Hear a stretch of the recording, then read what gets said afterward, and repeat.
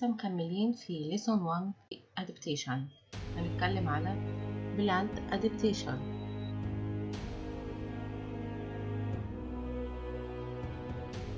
هنتكلم النهاردة عن نوعين من الأشجار وهما الكابوك تري وأكاسيا تري.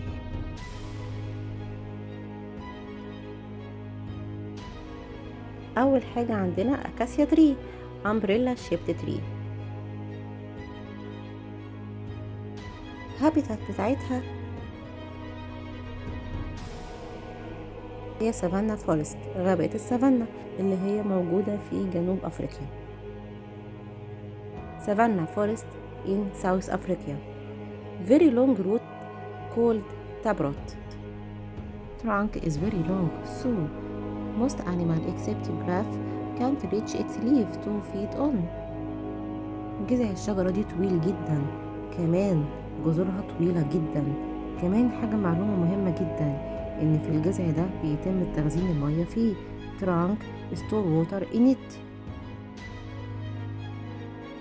It has tiny leaves. هي عندها فروع شجر صغيرة جدا. خدوا بالكم ان معظم الحيوانات ما بتقدرش تاكل من الشجرة دي. ليه؟ لان الشجرة طبعا طويلة جدا، ما عدا طبعا الزرافة. Note that its leaves have sharp spines. فيها أشواك. When animal begin eating the leaves, the tree also begin to produce a poison that make the leaves taste very bad.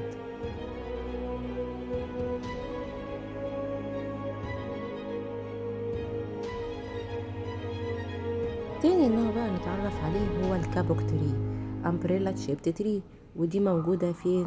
في غابات الأمازون، في أمازون فورست اللي موجودة في البرازيل. شجرة الكابوك تري طويلة جدا برضو زي كده شجرة الأكاسيا تري، لكن بتتميز ان هي جذورها wide large and called buttress root. هي جذورها مدعمة يعني متشابكة جدا في بعضها. Its leaves like hand shape with narrow part. يعني فروع الشجر واخدة كأنها على شكل كف الإيد والمسافات بينها ضيقة جدا.